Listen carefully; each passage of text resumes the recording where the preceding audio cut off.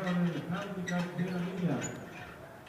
La densidad de señal de camino participante número 3, rojo. Toma 4 de la ventaja número 4, con los días de nuestra ubicación de 52, Rey 7, con 4 general 1, Rey Maya. Más atrás,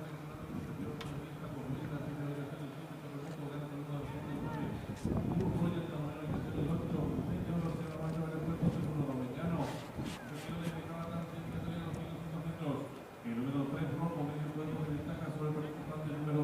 2, Rey Asiático, en nuestra ubicación se desempeña el número 7, Terremoto, cuarto nacional número 4, con 4 días, en nuestra ubicación de la número 1, el participante número 5, Rey Maya, proyecto base el número 10,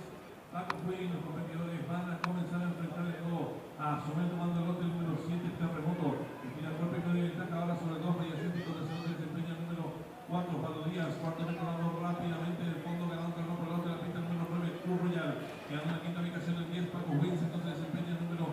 3, rojo, vamos a ver quedando en el fondo el número 5, Rey Maya, el competidor del handicap de la milla, se aprestan a hacer el ingreso a la recta final, últimos 450 metros finales por el lado de la pista número 100, Terremoto Medina, sobre el número 9, Cruz Royal, que mejora por dentro, en la tercera ubicación se desempeña el número 10, Paco Wins, depende de los últimos 350 metros finales, a sobre todo el lote número 9, Cruz Royal, estirado abajo por el ventaja